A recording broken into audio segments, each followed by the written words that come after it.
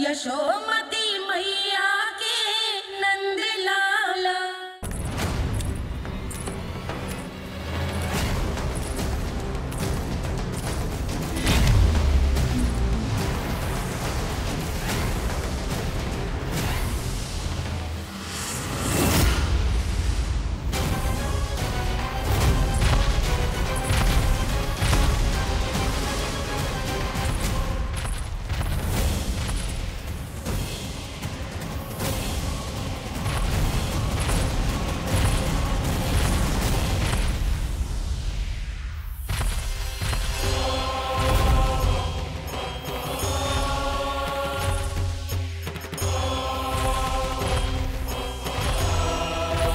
कौन है जो मेरे क्रोध को भड़काने का प्रयास कर रहा है?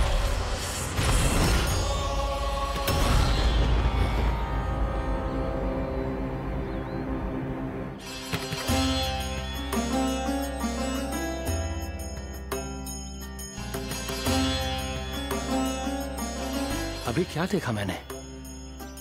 किसके पांव थे वो?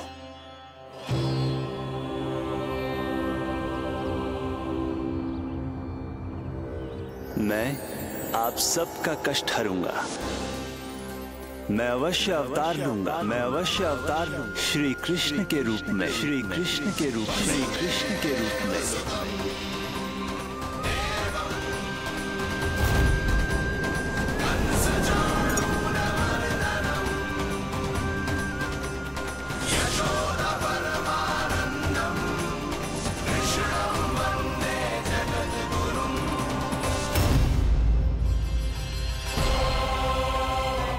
नहीं, नारायण चोरी नहीं कर सकते।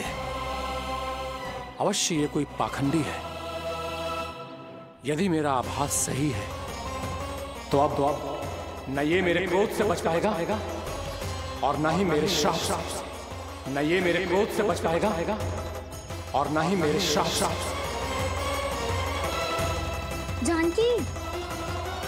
जानकी को मैं ऐसी स्थिति में छोड़ के नहीं जा सकता। क्या होगा? कछु तो बोल। कछु करना चाहिए मुझे, पर करूं तो क्या? वापस गया तो जानकी और कस्तूरी पकड़ लेगी और मैया के पास ले जाएगी। समय पे घर पे ना पहुंचा तो पकड़ा जाऊंगा। हे नारायण, अब आप ही कोई सहायता करो। जी क्या हो गया जानकी को?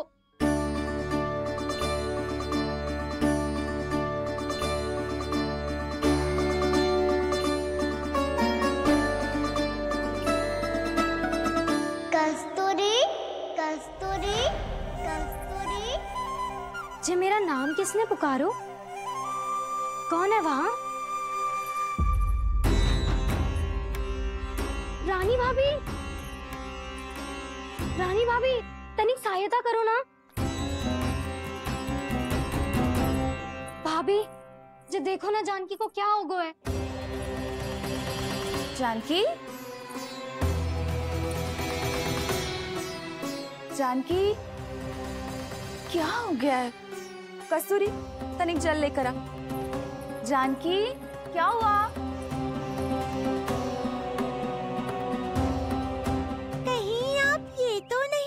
रहे प्रभु कि बड़ी माँ थोड़ी देर में मैया को भी यहाँ बुला लेंगी। हाँ, और तब मैं निश्चिंत होकर घर जा पाऊंगा। पर प्रभु, यदि मैया को घर से निकलने से पहले ही पता चल गया कि आप घर पर नहीं हैं, तो क्या होगा? ना, कुछ तो गड़बड़ है। कहीं चोट लगने का तो प्रभाव ना है कि जे इतना सो रहा है। यदि मैया को आपकी अनुपस्थिति का पता चल गया तो क्या करेंगी वो? यशोदा, मुझे लगता है कि तुम्हारा मन आजकल ढूंढने लगो है कि कहीं से तुम्हें चिंता मिल जाए और तुम उसे व्यर्थ में ही ले लो। कहना क्या चाहते हो आप? यही कि तुम्हारा लल्ला कितनी शांति से सो रहा है और तुम यहाँ उसकी चिंता कर रही। अरे सुबह की चोट को तो कब का भूल गए हो। तुम ही बताओ, तनिक भी पीड़ा होती इसे तो इतनी शांति से सो पाता ना। तो बस, तो फिर चिंता मत ही करो, मैं रहूंगा ना इसी कक्ष में, ध्यान रखूंगा उसका। तो जे बोलो ना, आपको भी कान्हा के जैसे चादर तान के सोनो। अरे ना, भरी दोपहर में कोई सोता है क्या भला? पक्की बात? हाँ पक्की बात। मैं लल्ला को ध्यान रखूंगा, तुम चिंता मत करो। हाँ हाँ ठीक है। वैसे भी मुझे बहुत कार्य है, चेत का सारा माखन इकट्ठा होगा है, पुराना होने से पहले इन सब का घी निकालना है। जानकी कह रही थी आएगी सहायता करने, तो कहीं ना है। और भले ही मैया को पता ना भी चला हो, पर बाबा तो इस समय प्रतिदिन आपके साथ खेलते हैं। यदि उन्हें पता चल गया तो?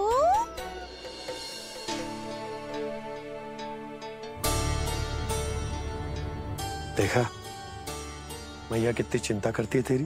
एक बार बाबा को पता चल गया तो फिर मैया को तो पता चलना ही है। उनसे अधिक देर तक छिपा नहीं पाएंगे बाबा।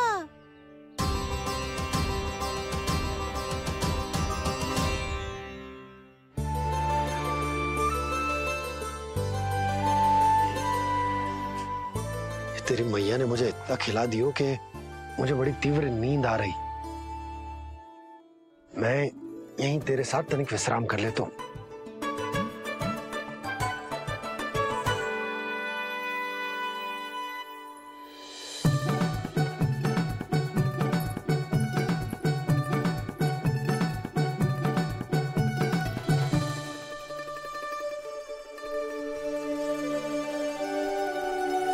पता था मुझे यही होने वाला है। दोनों बाबा लल्ला आनंद से नींद लो, मुझे बहुत सारा कार्य करना है। चाहे बाबा को पहले पता चले या मैया को, आपके लिए तो दोनों ही स्थितियों में संकट है प्रभु। तीनों स्थितियों में मुरली, तीसरी स्थिति कौन सी प्रभु? वो भी तो पधार रहे हैं। वो कौन? जगत विख्यात महर्षि, अत्यंत क्रोधित स्वभाव वाले। प्रभु? महर्षि दुर्वासा। उनका गुस्सा बहुत खतरनाक है, इतना कि देवराज इंद्र तक नहीं बचे। मेरा ऋषि दुर्वासा का घोर अपमान किया है तुमने देवराज इंद्र। जिस प्रकार से तुमने मेरी वरदान में दी हुई माला को ठुकराया है, उसी प्रकार से तुम्हारा पद तुम्हें ठुकराएगा, और तुम्हारे साथ साथ अन्य सभी देवता भी अपने अपने पदों से नीचे गिरकर श्री विहीन हो जाएंगे। ये मेरा शाप है तुम्हें, ये मेरा शाप है तुम्हें, ये मेरा शाप है तुम्हें।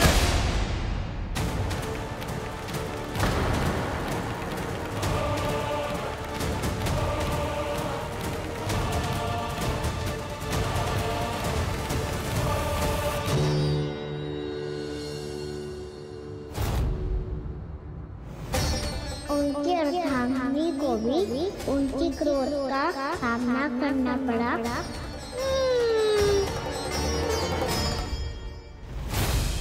तुमने मेरी आज्ञा का अनादर करके मेरे सम्मान को भस्म कर दिया है कदली। इसलिए मैं तुम्हें श्राप देता हूं कि तुम इसी क्षण भस्म के ढेर में बदल जाओगी।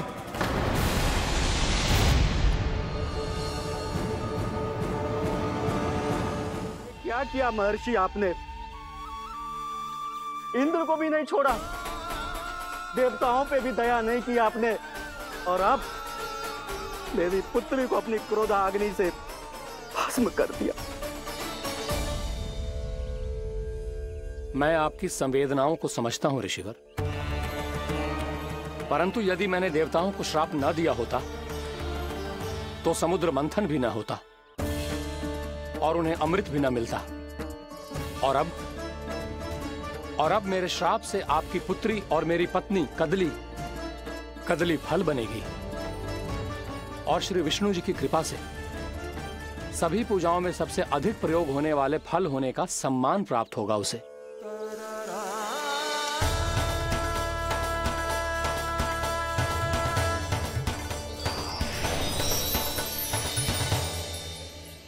पर इससे आपके क्रोधी प्रवृत्ति को उचित नहीं ठहराया जा सकता।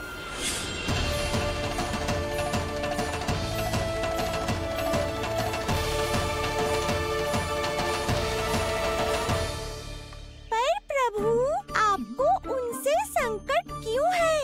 उन्हें थोड़ी ना पता है कि आपने क्या किया है। उनकी तपस्या की शक्ति को कम मत आगो मुरली, उन्हें सब पता चल चुका है। फिर तो फंस गए बुरी तरह से। अब केवल भयभीत ही करोगी, कोई उपाय भी सुझाओगी? प्रभु, इससे पहले कि ऋषि दुर्वासा या कोई और घर पहुँचे, आपको घर पहुँचना होगा ताकि मैया किसी और पर विश्वास ही ना करे। तो चलो फिर।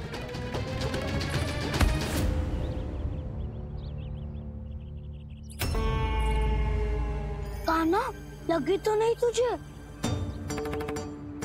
भाग तो ऐसे रहा था जैसे पीछे कोई चक्रवात आ रहा हो।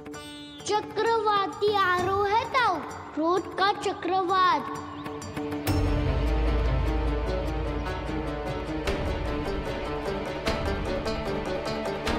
कैसे संभालूंगा मैं महर्षि दुर्वासा को? कान्हा, कहाँ खो गया? और ये माखन क्यों लगा है तेरे मुंह पे?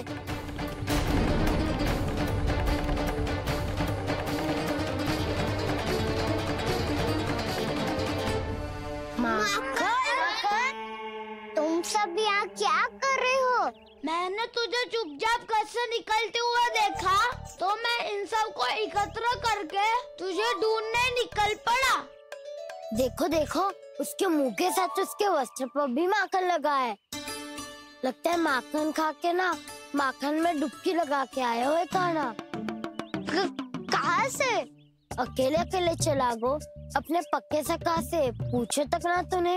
मुझे भी ले सकता कान्हा, मेरी मैया तो बिना पूछे माखन सुने भी नहीं देती। मुझे ऐसा क्यों लग रहा है कान्हा कि तूने माखन चोरी चुप के खाया है, और वो भी किसी अपरिचित के घर से? कान्हा, किसी अपरिचित घर से ना खायो। मैं तो जानकी के घर गया था चुपके माखन खाने। हैं? प्रभु, अपना भेद स्वयं ही बता दिया सबको।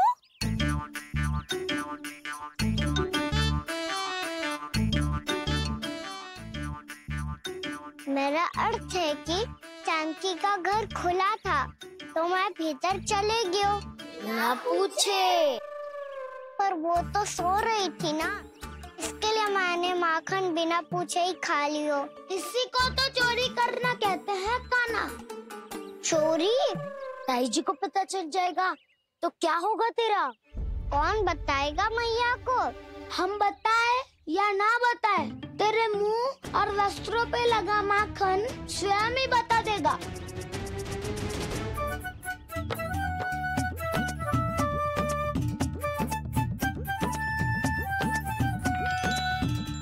माखन तो आपके वस्त्रों पे भी लगा है दाऊ। ये तो तब लगा होगा जब तुम मुझसे टकराया था। हाँ, मैया तो यही सोचेगी ना कि आप मेरे साथ ही थे। अब बताओ, कौन बताएगा मैया को? वसंता भी ने तो सुना है, ये बताएगा। सोच ले वसंता, मैया को मेरी बुराई सुन के क्रोध आया तो नाना मैं ना बताऊंगा। जब तक मुझसे सीधे सीधे प्रश्न ना किए जाए तब तक मैं कुछ ना बताऊंगा।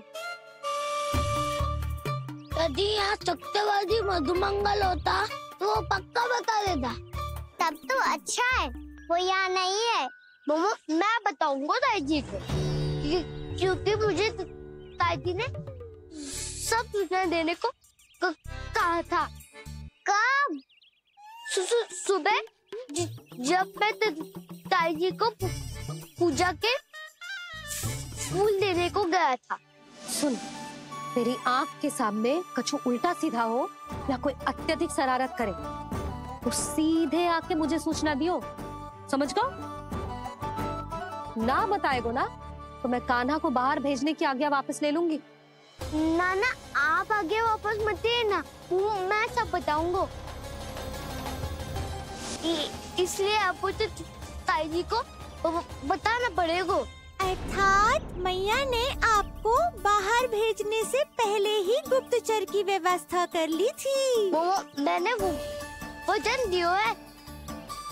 मेरी आंखों के सामने कुछ भी उल्टा सीधा हुआ तो मुझे सूचना देनी पड़ेगी। पर तेरी आंखों के सामने कुछ उल्टा सीधा हुआ ही ना, वो बातों में उलझा रखा ना, मुझे बताना चाहिए ना, ना तो अनुचित होगा बलराम। और सखा को फंसाना अनुचित ना होगा, क्यों दाऊ? ये निर्णय मैं कैसे करूं? तो और कौन करेगा? कीचड़।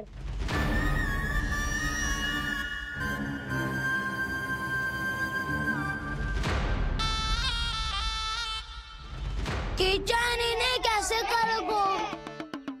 कान्हा और सीता माँ के बीच में कीचड़ फेंको प्रतियोगिता करते हैं। जो जीता सब उसी का ही साथ देंगे। बोलो, स्वीकार है? स्वीकार है। तो मुझे भी स्वीकार है। पर नियम क्या होंगे? जो पहले थक जाएगा उसको हारा हुआ माना जाएगा, या फिर जो 2 बार अपने विरोधी पर कीचड़ फेंक देगा वो जीत जाएगा।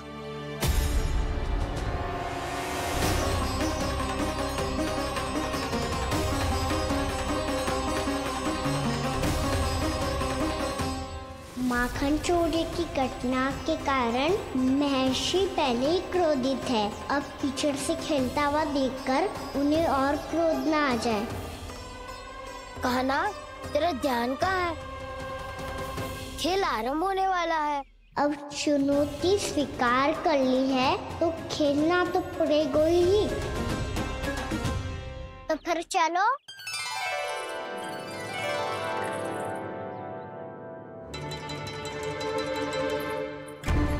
अरे हटो हटो, तनिक धुआं तो जाने दो। को तनिक नजर उतार लूं मैं। अरे वैद्य जी उपलब्ध ना है, मथुरा गए हुए हैं। इसकी स्थिति का उपचार किसी वैद्य के पास भी ना होगा, पर मेरे पास है।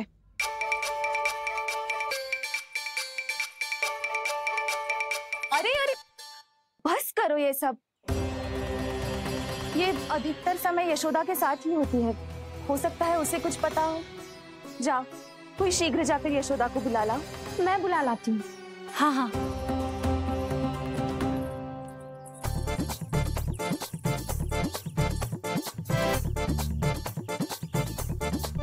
मैं ही बनूंगा निर्णायक। नाना, इसे ना बनना चाहिए। ये तो कान्हा के हाँ में हाँ मिलाता है। बलदाऊ को ही बनना चाहिए निर्णायक। हाँ हाँ, बलदाऊ को ही निर्णायक बनना चाहिए।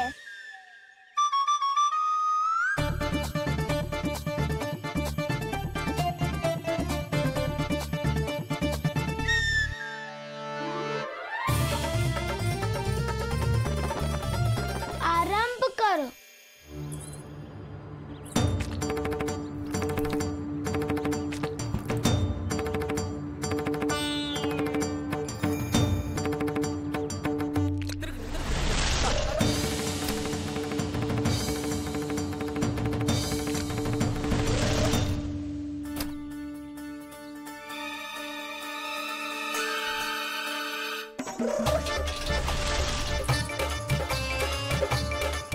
वाह, क्या सटीक लगता बेजार सीधा माने।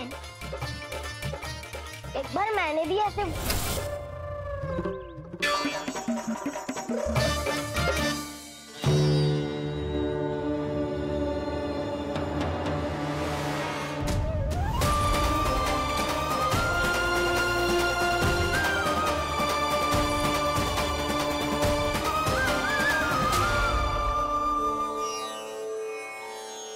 मैं बिल्कुल सही था। जो बालक सबके घरों से माखन चुराए, जो कीचड़ से खेले, वो नारायण का अवतार कदापि नहीं हो सकता। ये अवश्य कोई छलिया है जो कृष्ण होने का स्वांग कर रहा है। इसे इसके अपराध का बहुत कड़ा दंड दूंगा मैं। इसे इसके अपराध का बहुत कड़ा दंड दूंगा मैं। इसे इसके अपराध का बहुत कड़ा दंड दूंगा।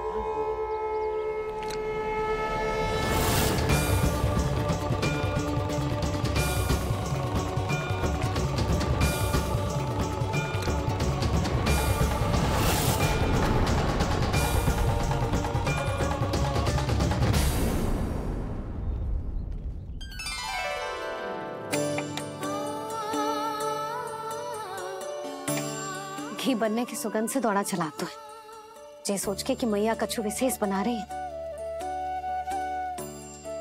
तो चेतु अभी तक सो रहा है। बहुत समय हो गया है, बिना कछु खाए पिए सो गया है। जाके उठाती हूँ।